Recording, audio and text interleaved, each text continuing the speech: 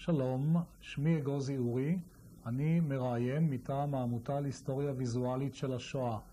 היום ה-25 לנובמבר 1996 אני מראיין את ניצול השואה מר אלסברג רולף בבית יצחק בישראל בשפה העברית. שלום אדוני. שלום. בבקשה תציג את עצמך, מה שמך? שמי בארץ רפאל אלסברג, אבל בדרך כלל קוראים לי רולף אלסברג.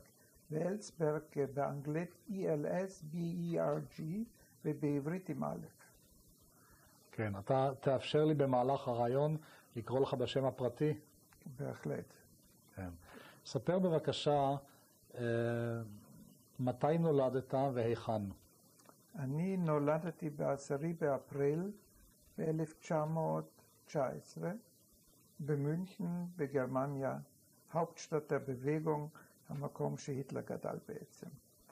השנה היא 1932, סוף 32, התחלת 33. המפלגה הנציונל סוציאליסטית הולכת וגדלה. אתה רואה את הדברים האלה במינכן? התקופה היא ערב עליית היטלר לשלטון. אתם חשים בתהליכים שאחר כך קרו? כן, קודם אני רוצה לתקן אותך. המפלגה הנציונל סוציאליסטית הייתה מפלגה קטנה, גם שהיא עלתה לשלטון. כן. היא עלתה לשלטון לא בדרך הישרה ביותר. אנחנו במünchen כן הרגשנו, מכיוון שאנחנו ראינו את ה-SA תמיד, SS עוד לא היה, והם צעדו בכל מיני מקומות, ובהופבräuhaus זה הבירקלר המפורסם של מünchen, איפה שהיטלר תמיד נאם, ואנחנו ראינו גם כן ההתלהבות של העם הגרמני במünchen בעיקר, וזה לא בדיוק בכל גרמניה, מהיטלר. וראינו איך שהעסק הזה מתקרב, בעיקר הדודים שלי ראו.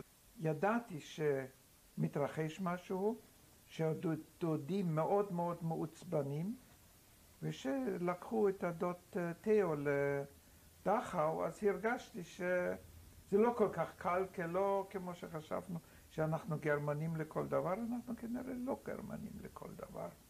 האחות הגדולה שלך, אמי, היא עברה להולנד, לאמסטרדם. אתם שמרתם על קשרים איתה? כן, אנחנו תמיד היינו בקשרים, והם גם באו תמיד למünchen לבקר את האמא, ובחופש הגדול של 33 החליטו שאני צריך לנסוע להולנד לבקר אותה. הייתי בן 14. אתה בדיוק סיימת אז את בית הספר? לא. בית הספר זה היה ממשיך עוד כמה שנים. כן. ושלחו אותי לחופש לאחותי, אבל מכיוון שזה היה יקר, אז רק אני נסעתי לבד, נתנו לקונדוקטור שם של הרכבת קצת כסף שישמור על בובי, ובובי זה אני, וככה נסעתי, אני זוכר את זה עוד בדיוק, והגעתי להולנד לאחותי. אחרי שהייתי שם, אני חושב, שבועיים, שלוש, הגיע איזה מברק מהמשפחה, ממünchen, שאני לא אחזור יותר לגרמניה, אני אשאר בהולנד ותישאר אצל האחות. המברק הזה בעצם שינה את חייך. כן, זה אפשר להגיד, בהרבה. במהלך אותו חופש גדול של 33, היית צריך להשתלט על השפה ההולנדית. כן, זה היה די קשה. אתה זוכר איפה גרתם בהולנד? כן, פרנסוסוורט, 32 hoch. זה בחלק איפה שהיה גרים המון יהודים. אחר כך גם היו גרים שם יהודים שברחו בהתחלה מגרמניה. בשנים הראשונות ההולנדים נתנו עוד איכשהו ליהודים להיכנס, אבל אחרי זה הם הקימו את מחנה וסטבורג ושם קלו אותם. איך הרגשת בקרב ההולנדים? כשווה, כנחות? ההולנדים לא קיבלו אותך. אני מדבר על הילדים, אנשים בני גילך. ילדים לא היו לי בעיות. אלה שהיו בני גילך, בני 15, 16, 17. לא היו בעיות, אבל ההורים הממסד היה אנטי יהודים גרמנים מובהק. השלטון, למרות שחשבו שהוא שלטון נאור, הוא היה שלטון שלא אהב לקבל פליטים. בבית שלך בגרמניה, בבית אבא, בבית אמא, היה איזה קשר לציונות? איפה? לא היה קשר ליהודים כמעט, למרות שאני ידעתי שהדודים כולם יהודים וככה לא, אבל בהולנד זה היה לגמרי אחרת. אחותי הייתה לא יהודייה באופי שלה, וגם הגיס שלי לא כל כך. אז אני בתור דווקא עברתי ליהדות, ואני התחלתי לשמור לא על כשרות, אבל על החגים, ואני הרגשתי אותם עם זה הרבה, וזאת כנראה הייתה הכוונה. אני עשיתי פסח ועשיתי חנוכה ואת כל החגים, והלכתי לבית כנסת, ואני שם בתוך התנועה הזו, מכיוון שאני ידעתי צופיות, אני יכולתי לעלות שם מהר מאוד, ואני אחרי שנה בערך הייתי אחראי על כל הצופיות של מכבי יציע הולנד. היה ג'וב נחמד, והייתי גם אחראי, הייתה לי קבוצת נוער, 10 ילדים. היית מדריך. מדריך, כן. השפה שאנחנו דיברנו הייתה גרמנית בעצם, וחלק הולנדית.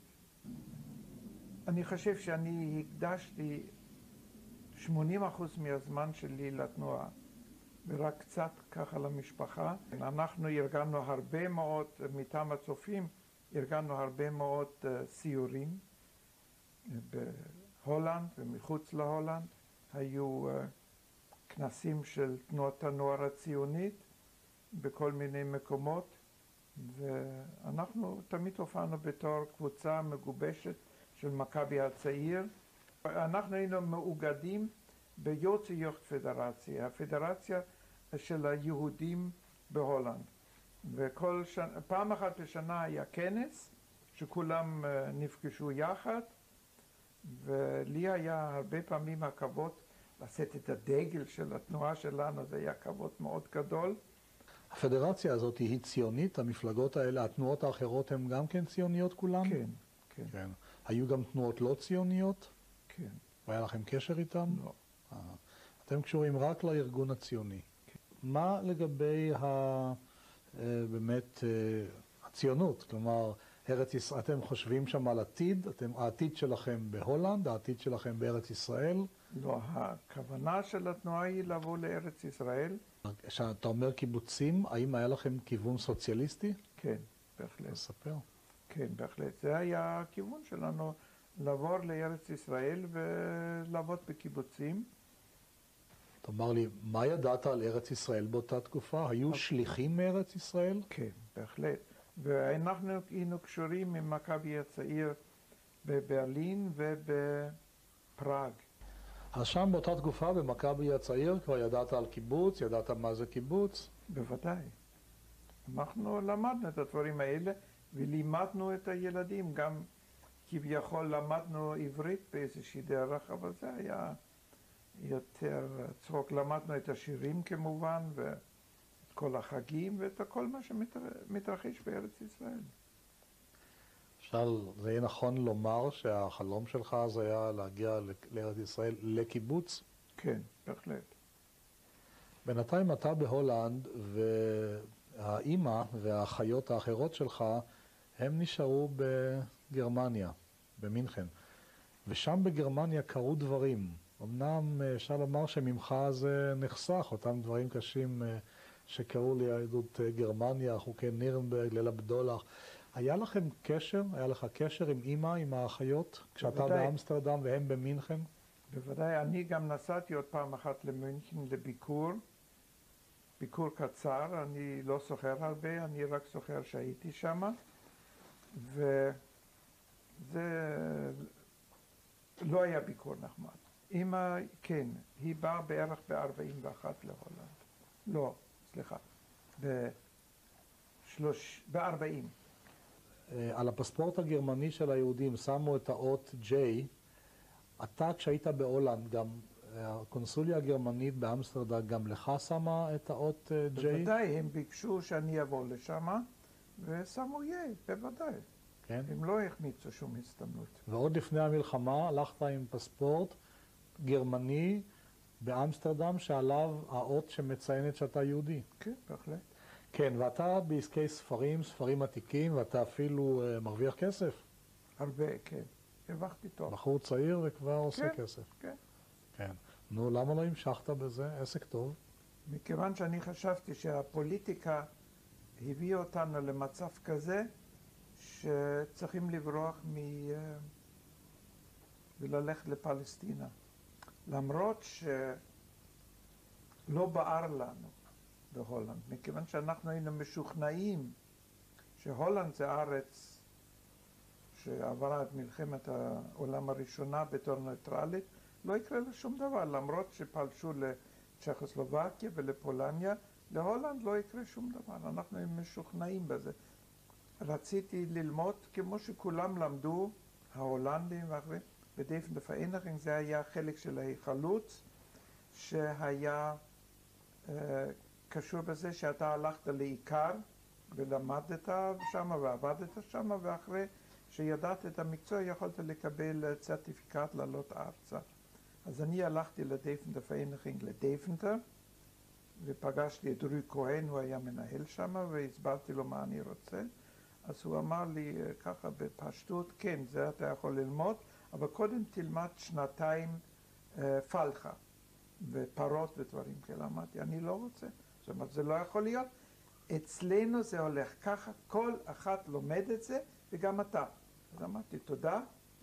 ברחתי בנורא בברוגס, וחיפשתי מקום אחר, ומצאתי שיש מקום וירינגן, ווירינגן זה חלק שייבשו מהים, מהאייסלמיר, מה שאחר כך, מה שהיה קודם סעד הזה, ושם הייתה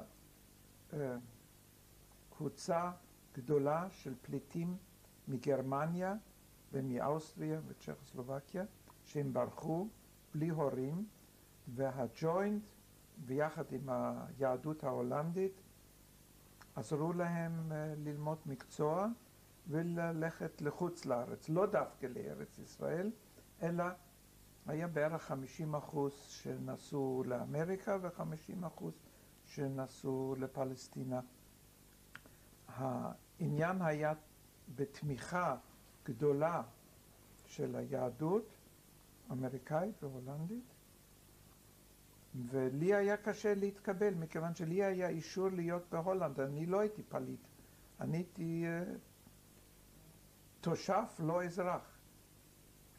אז אני הצטרכתי לשלם בשביל הזכות ללמוד שמה, כל חודש סכום מסוים, למרות שאחרים קיבלו כל חודש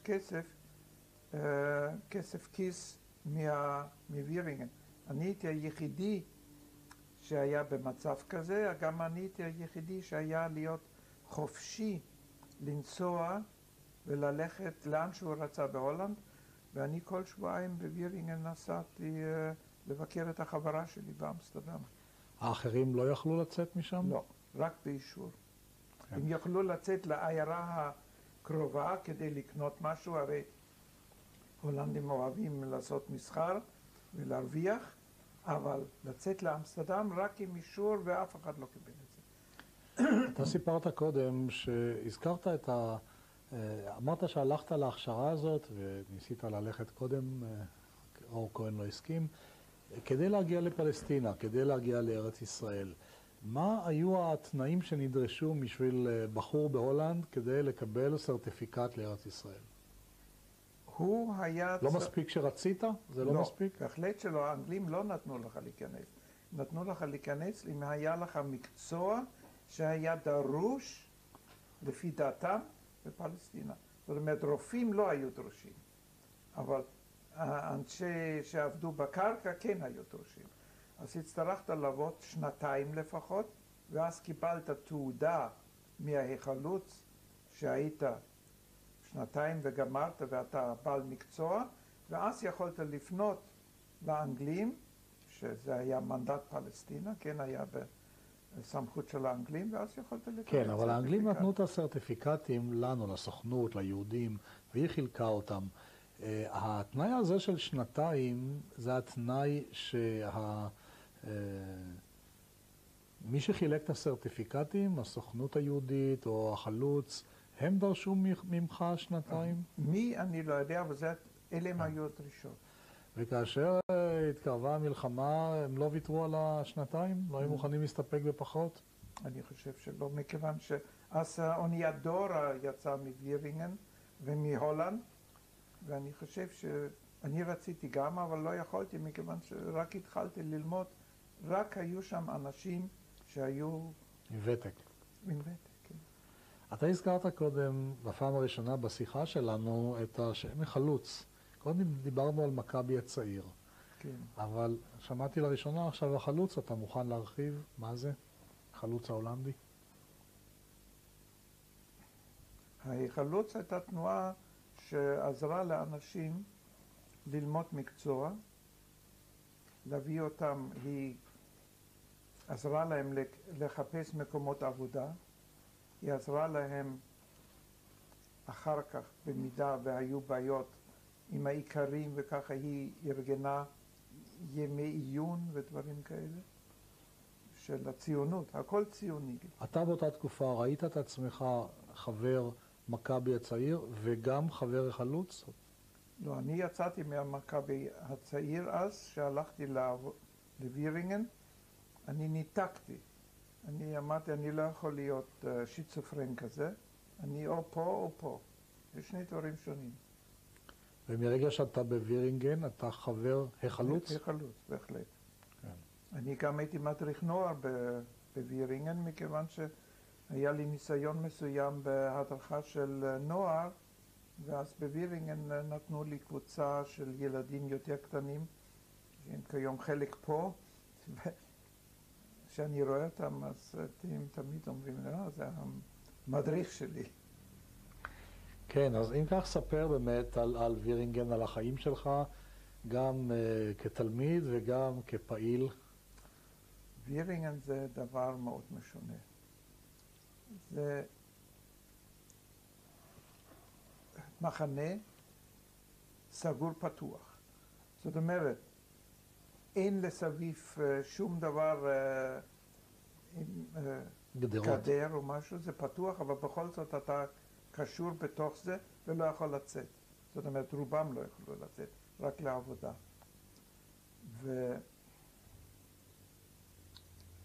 ושם יכולת ללמוד כל מיני דברים, נגרות,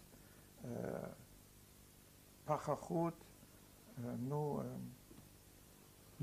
מסגרות, תפירה, מטבח, פלחה,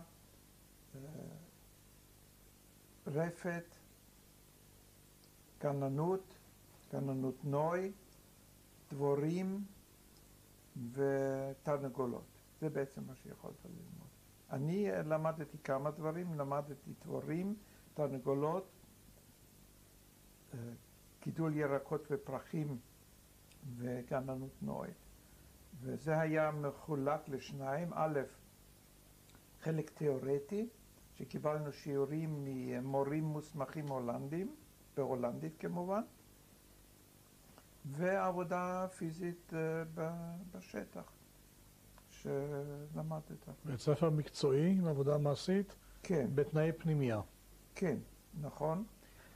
גם בחורים וגם בחורות. אתה יכול לתאר את ההיקף האנושי? כמה אנשים? בערך 300 איש, מתוכם אני חושב בערך 50 בנות, והיתר בחורים, אז לבנות שם היה טוב מאוד.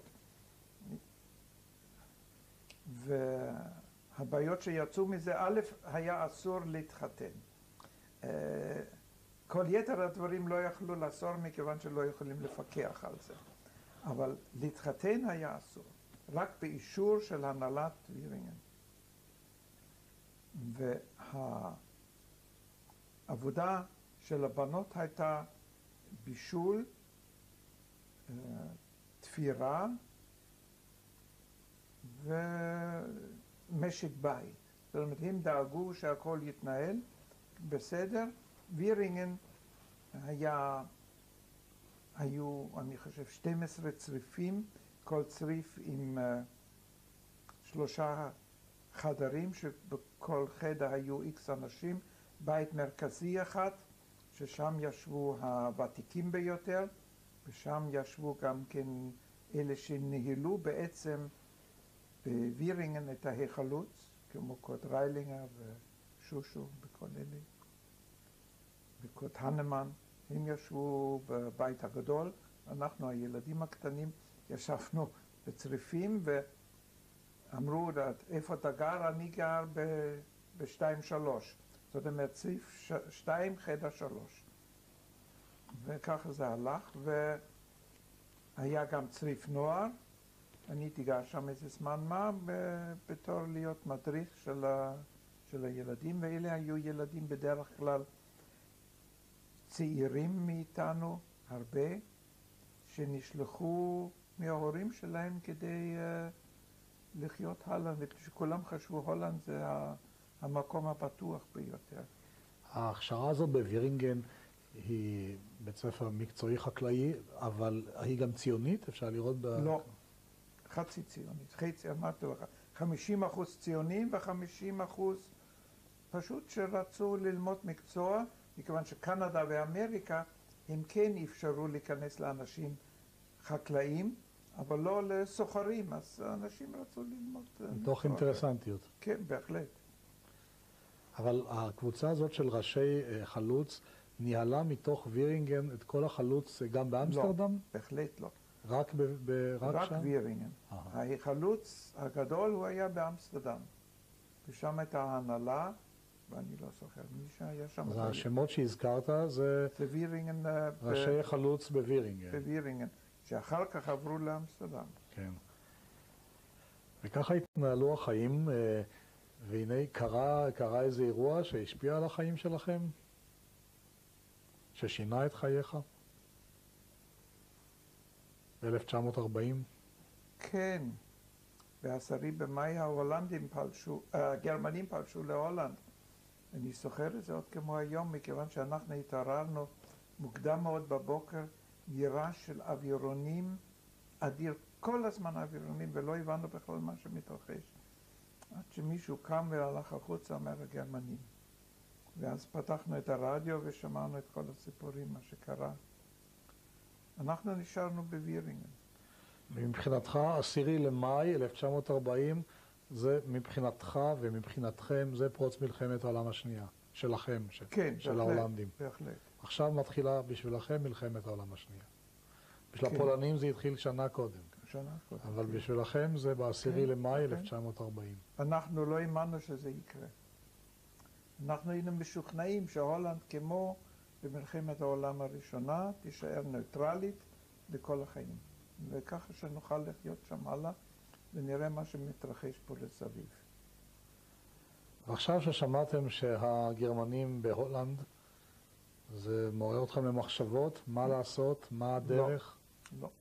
אנחנו בהתחלה לא תפסנו בדיוק מה מתרחש. וזה לקח די הרבה זמן.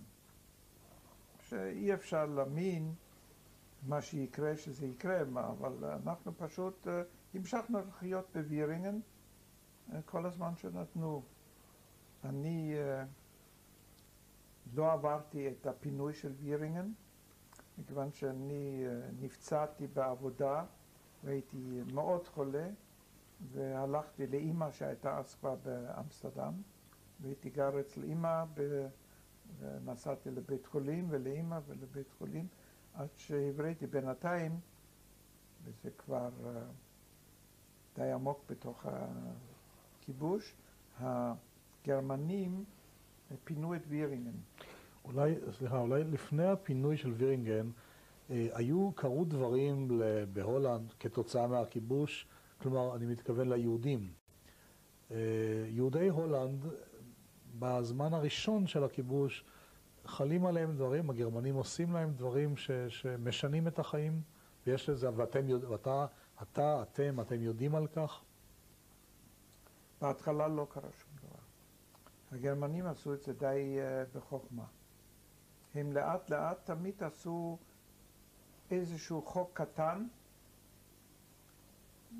זה עבר בשקט, בדרך כלל. ועשו עוד חוק, ועוד חוק, ועוד חוק, עד שבסוף הרגשת שכבר אי אפשר לחיות שם. אתה היית בעצם מרוכז בפינה הקטנה שלך, והיא ההכשרה בווירינגן. כן, עד שאנחנו ראינו שדברים כאלה לא יכולים להמשיך יותר. כן, אז אתה נפצעת ואתה אצל האמא, ומה קורה בווירינגן באותו זמן? וירינגן, אתה דיברת על פינוי. מפנים אותה בכוח ומשאירים 70 חברים שם כדי לחסל ולגמור את העונה, מכיוון ששם היה אוכל. כשאתה אומר מפנים, מי מפנה? הנאצים הגרמניים, יחד עם ההולנדים, קלאוס ברבי היה המנהל של העסק הזה, ומפנים אותם לאמסטרדם, מפזרים אותם באמסטרדם, אני לא יודע מי עזר להם לחפש מקומות לגור ולעבוד. היהודים ההולנדים התנהגו בצורה גרועה ביותר לחברים שלנו, ניצלו אותם עד לסוף. הבנות עבדו בתור עוזרות, אבל עוזרות סוג ג' לפחות.